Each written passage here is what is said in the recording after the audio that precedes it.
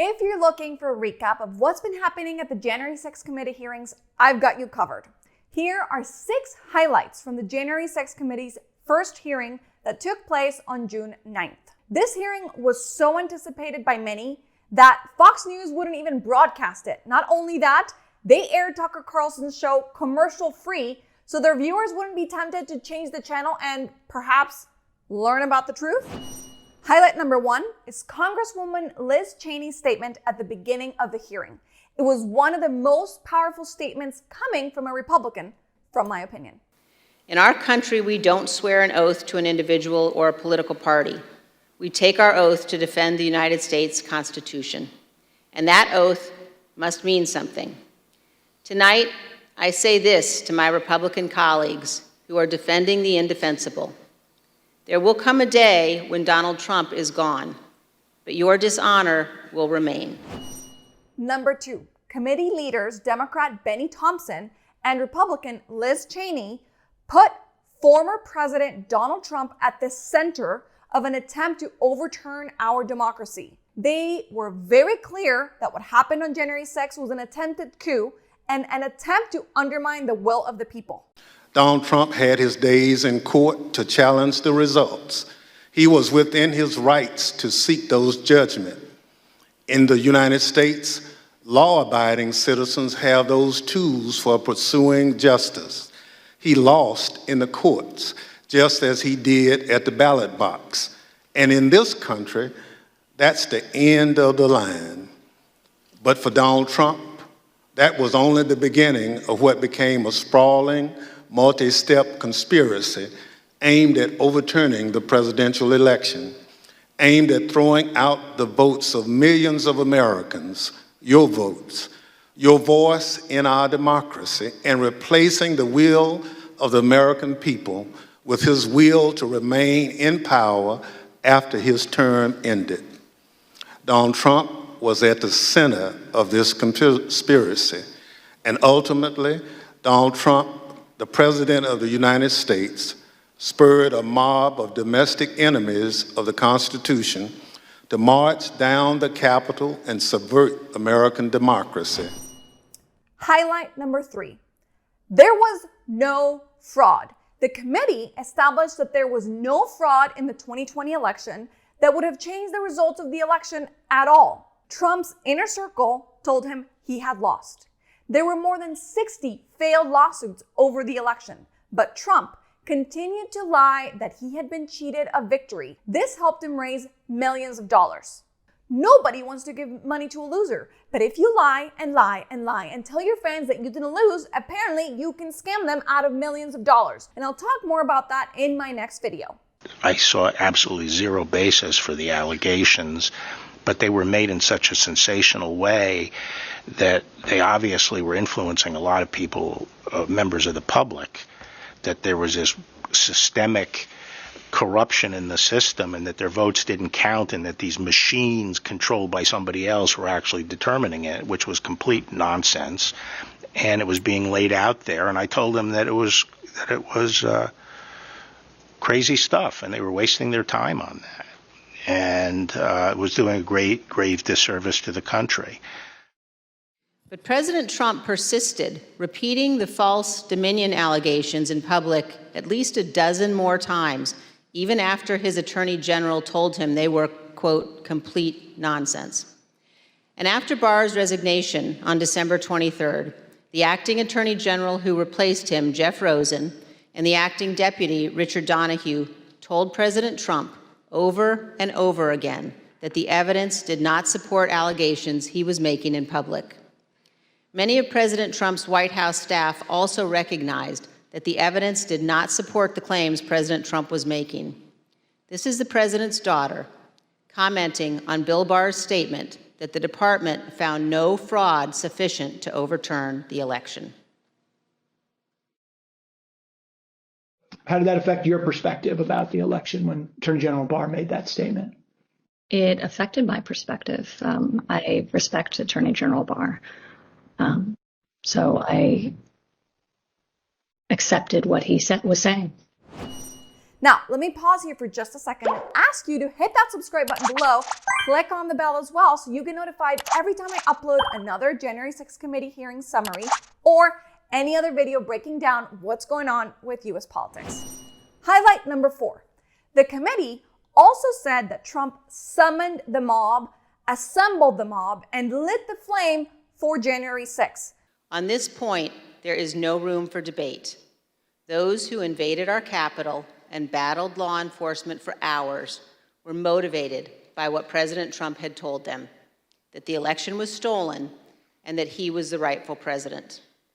President Trump summoned the mob, assembled the mob, and lit the flame of this attack. The rioters came at Trump's invitation. It was Trump's tweet of December 19, 2020 that lit the fuse. On December 18, 2020, a group, including General Michael Flynn, Sidney Powell, Rudy Giuliani, and others, visited the White House. They stayed late into the evening. We know that the group discussed a number of dramatic steps, including having the military seize voting machines and potentially rerun elections. You will also hear that President Trump met with that group alone for a period of time before White House lawyers and other staff discovered the group was there and rushed to intervene. A little more than an hour after Ms. Powell, Mr. Giuliani, General Flynn, and the others finally left the White House, President Trump sent the tweet on the screen now, telling people to come to Washington on January 6th. Be there, he instructed them. We'll be wild. As you will see, this was a pivotal moment. This tweet initiated a chain of events. The tweet led to the planning for what occurred on January 6th, including by the Proud Boys, who ultimately led the invasion of the Capitol and the violence on that day. Members of the extremist organizations, the Proud Boys and the Oath Keepers, took Trump's December 19th tweet as a call to arms, and they went to Washington because Trump personally asked them to. We were invited by the President of the United States! What really made me want to come was the fact that, I had supported Trump all that time. I did believe, that the election was being stolen, and Trump asked us to come. He personally asked for us to come to D.C. that day. And I thought, for everything he's done for us, if this is the only thing he's going to ask of me, I'll do it. We're going to walk down to the Capitol. Did you recall President Trump mentioning going to the Capitol during his speech? Oh, yeah. So that's one of my disappointments. He said he was going to go with us, that he was going to be there. I know why I was there, and that's because he called me there, and he laid out what is happening in our government. He laid it out. But I remember Donald Trump telling people to be there, right? To support. So you mentioned that the president asked you. Do you remember a specific message? Basically, yeah, he asked for us to come to D.C., that big things are going to happen. What got me interested, he said, I have something very important to say on January 6th or something like that, is what got me interested to be there. Trump has only asked me for two things. He asked me for my vote.